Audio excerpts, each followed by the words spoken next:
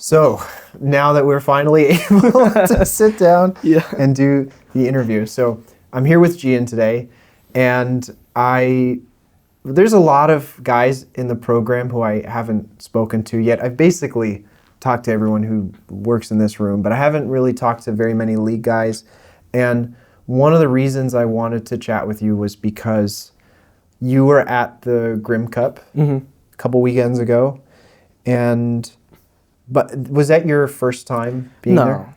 Or being there. First time, sorry, I should say, first time doing a LAN? No, actually. This is my second. It was my second time. What did you do prior? Well, there was another tournament here. It was also the Grimm Cup. I think that's The how first it started. Grimm Cup. Yeah, the first Grimm Yeah. Cup. I was here. We were playing. This is when I was like in 8th grade, right?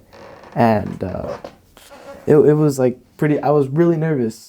And going in, we were going against colleges. I was playing in my old team basically, which is like, it was called the Dream Team. It was run by Paul. You know Paul, right? And he was the one running that. And we got into the Grimm Cup. We were going against some colleges, and we were also going against the varsity. I was actually in both teams. I was in varsity and the Dream Team. I was playing on both. But once in the tournament, they wanted me to play in my main team, which is the Dream Team. And once I did that, it was like, I got really nervous because I didn't know how I was going to play. I didn't know how the other teams were going to play, how my teammates were going to play. So once we went against our first opponent, it was Cathedral, our like worst enemy, basically. Are they the toughest school to go against? Back then they were. Recently, we have been beating them a lot, which is in scrims? Yeah, which I think is pretty cool, honestly. And Yeah, it feels like you progressed. yeah, in some we way. definitely did. Yeah. I'm so happy for that. And so when we went against them, I was like very like focused. I was locked in, and we had lost the game. I was really sad. I actually started crying because I take this stuff like really like Your to my heart is in it. Yeah, I'm really in it. And my dad was there at the time. He told me, just calm down. We could figure this out later. And I'm very, very like thankful for my dad for telling me that, because then I was able to get through the whole tournament perfectly fine. I'll bet. Yeah, I always find it to be a really beautiful thing when parents are supportive of their kids.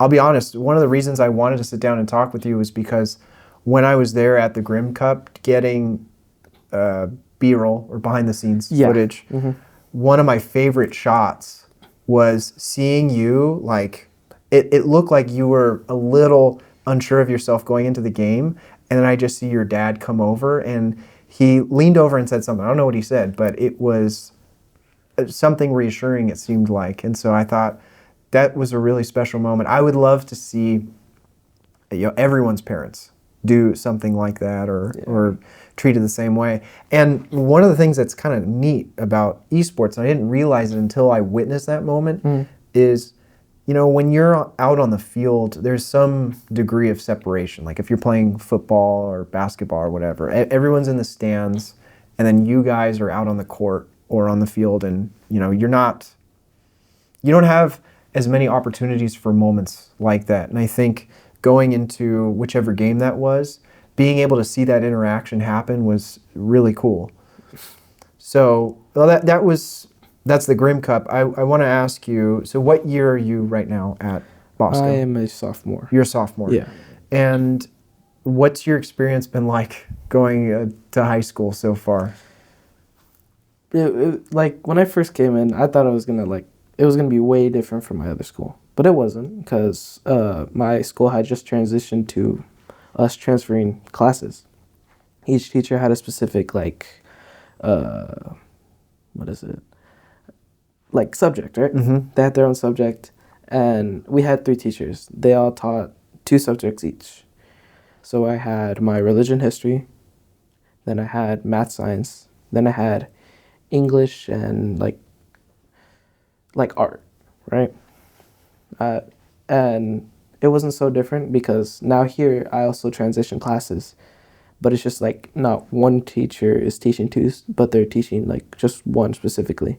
So it's more like easier to like interact with them with their subject, what they're most knowledgeable on. Do you have a favorite subject right now? No. No. I don't. I used to like really love history.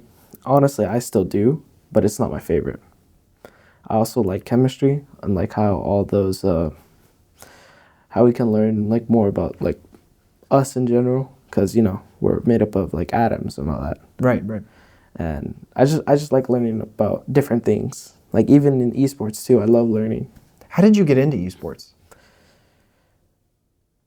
My dad actually. My dad he found this team in like Palos Verdes and He was telling me a little bit about that at the yeah, Grim Cup. that was my first ever esports team too. Really? It was called Beach City Esports. How did he find that squad? I'm really curious. He was scrolling through like Instagram and he like my dad hit him up and saying, "Oh, my son is good at Valorant. Let him play." And then one of the coaches responded saying, "Let's have a 1v1. Let's see how good he is." Okay.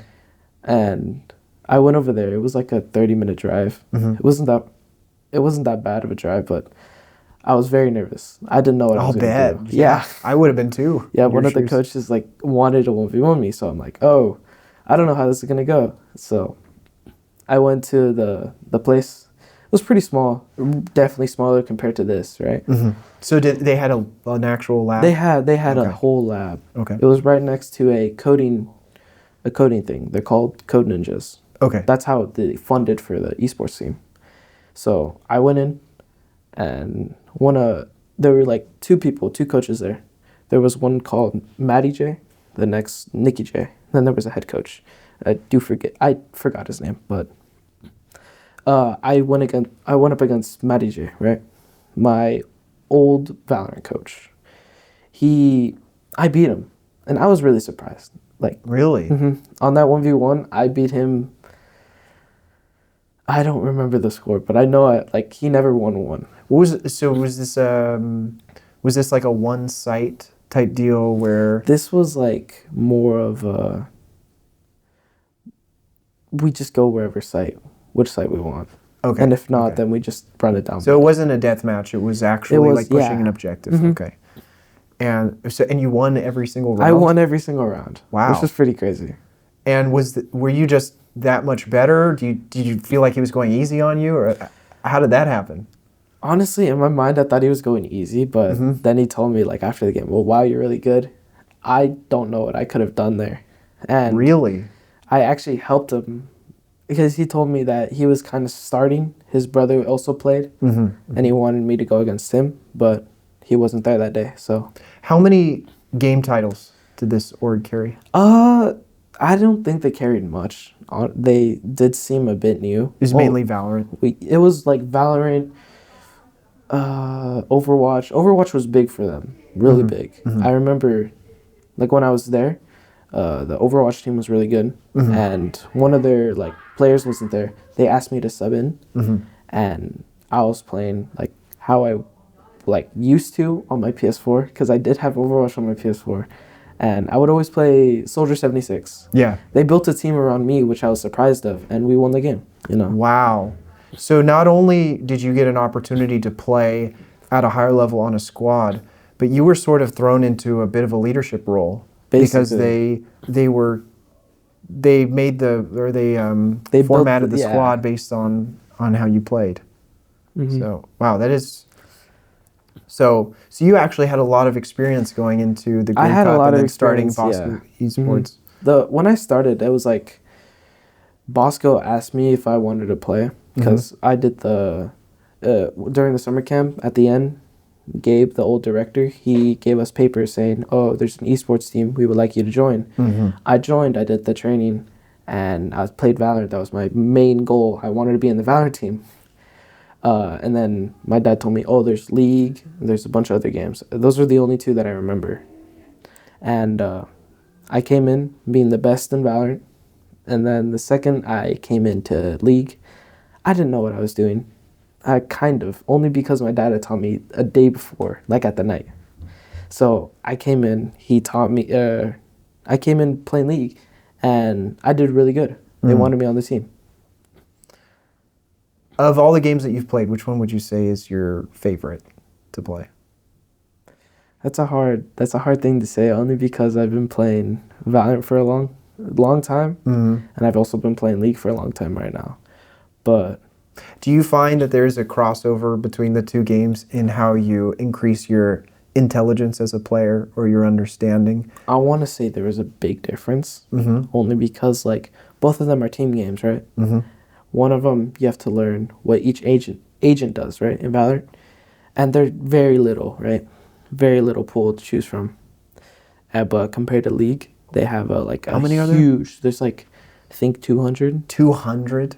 Yeah. 200 champions, and I play the bot lane role, and they have like 30 of them that I can choose from.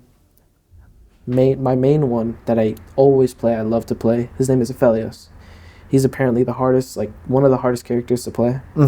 But I just love to play him. I think he's super easy only because I've been playing him for a little while. Yeah. But when I first started with him, it was like, this is a new thing that I can learn. If you were to recommend someone who's starting out on League for the first time, because at this point in the game, it can be kind of overwhelming with how many characters there are to choose from. Oh, yeah. Would you say it's better to try a whole bunch and figure out something that seems to suit you, or to pick one or two and just grind those out for a certain amount of time before you switch on to something else? Well, Asher has been telling us to do that a lot. To pick 2 champs and keep Just it at commit that. to those? Yeah, commit to those. But I can't really do that. It's like I have a weird feeling that I need to play someone else because then I get bored of that person. So I normally like pick more than, or I just play the whole like ADC pool. I play all of them. Yeah. And then that's really it. But honestly, I feel like you should go more into learning different things. Like there's like this champion who can basically play almost every character with his ability or his passive, and another one that takes your ultimate. And if you can like play different champions like that, you'll be able to like learn the game way easier. That's only my opinion. But if you like focus on one champ, you would have to like go into their like deep details just to get to know the champion more and more. Do you have, I know I asked you earlier and you weren't super sure about what subject was your favorite, but do you have an idea of either where you want to go in the future as far as maybe higher education or esports, or what that looks like for you? Where do you want this journey to go for you? So like a job? It could, I mean, a job, or if you're competing, or if you have the idea of competing, that too. Can I go back to like what I first wanted to do? Of course. I was in like a preschool. I wanted to be the president, which was like President of the United States? Yeah, okay. That's crazy, right? But I only wanted to be that because one of the teachers there, or the people there, they told me like, oh, the president's like a good role to be in. Like you get to control the land and make it go better, right? I'm like, okay, I'll be the president. So I told him, and I'm like, oh, it's like this is not gonna work out only because. Hang on, let me pause. Yeah, don't worry about it. Pause right there. You were saying that when you were little, you wanted to be the president. Okay. The next job I wanted to do was actually be an astronaut. This was like the same time, like right after I wanted to be the president. I'm like, oh, this is too much, right? I kind of looked into it with my parents, and they're like, oh, it's gonna be a lot. And I'm like, oh, then I don't want to do it. Cause high aspirations. Yeah, because I was very lazy, kind of. I was a very active kid, but very lazy, like to think. Did you play sports besides esports? Yeah, I played a bunch of different sports. This was like in 8th grade. I played basketball. I wanted to play volleyball. I would normally play at lunch or recess with my friends. I played soccer, and basically the 3 main sports. Or would you consider that 3 main sports?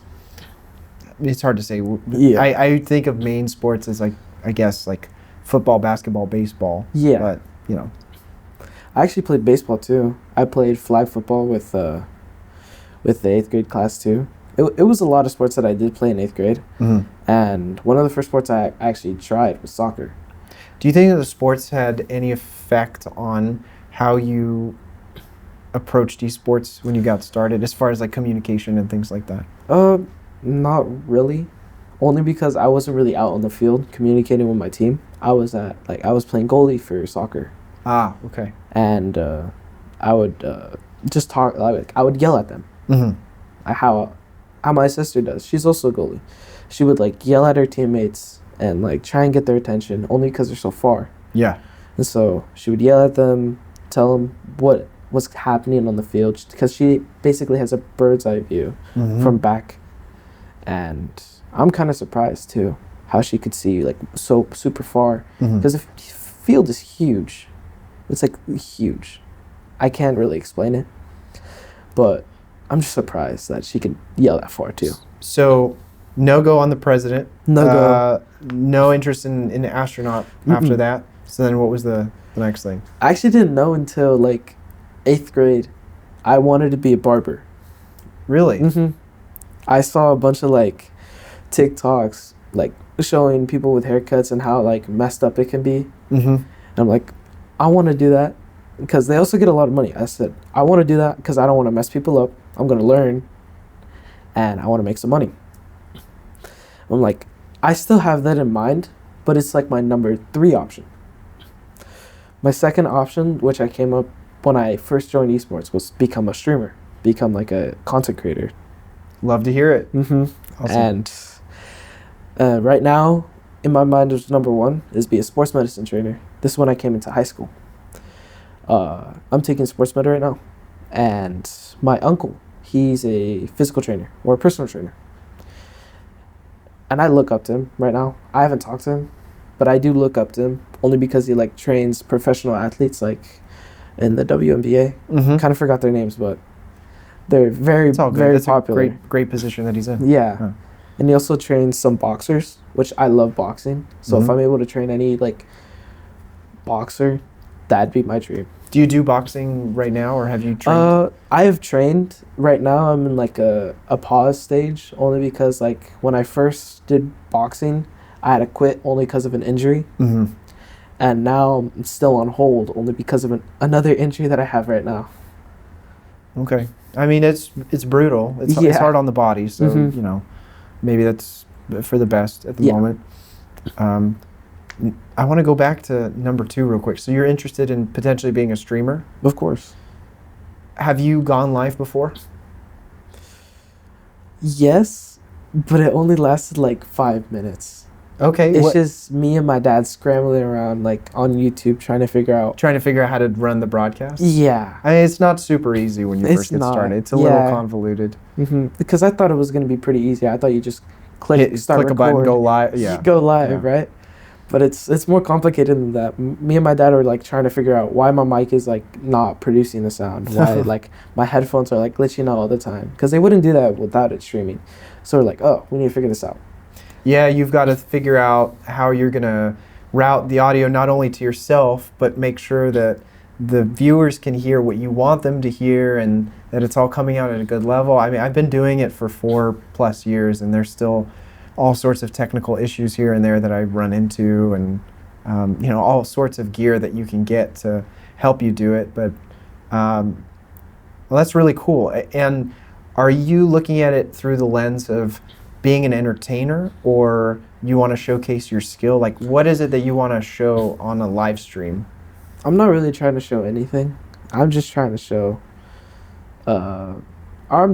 myself what it's like talking to people. To be yourself. So you want to be just someone you can engage with. So kind of like an entertainer, I guess you could say. Kind of, not really. But not, you know, I'm not, I guess the entertainer has the connotation that it's like over the top. Yeah. But you just want to interact with people. I just want to interact with people, just be myself. So it doesn't matter to you necessarily what game you play. Yeah. Because I play, like right now, I'm not just playing League. Unlike some other kids in our team, like there's a kid named Jacob. His main game is League. He doesn't really play anything else. So does Andrew. He plays League a lot. Me personally, I can't just play one game by itself, only because I either get bored or it's just I can't handle it anymore. And this happened. Same, like right now, Valorant, I have it on hold only because like I get bored of it. Yeah, I burn out. Yeah. And this actually happened with soccer too. I don't like soccer, anymore, only because I played it like throughout my life. It's just like you get tired of doing the same thing over and yeah, over. it's just a burnout. Feel that. Absolutely. And- Well, that is a great thing about streaming is you can switch it up whenever you want. I mean, there's some people who say it depends on what you do because Yeah. some people are known for playing a certain type of game and there's an expectation that from their audience that they'll keep playing that. But I mean, you're just starting. You can do whatever you want Yeah. to get a gist for it. I appreciate you sharing all of this with me today. What I want to ask you, my last big question is, if there is one thing about the esports program, the lab, anything that you think would be a great addition or you would like to see improved, I'd love to hear your thoughts on that. I don't really have a thing, but like going back to the Grim Cup, what I saw I thought was really cool. Rows and rows and rows of computers. A bunch The of layout people, at Long Beach City College's lab? Yeah. Going out, saying hi, whatever. Having the big desk where Gabe sat. And then you also have like a bunch of TVs showing like a bunch of different games. And then there was also the stream room where the two commentators were there. I thought that was cool. I thought we should add like a commentator room. And I feel like if we had the space for it. So yeah, if we could just take the entire lab to that level at some point. Yeah. That's kind of what you're getting at. Okay, awesome. Thank you so much, Gian. Cool. It's a pleasure chatting with you, and good luck with the rest of your matches this season. All right, thank you.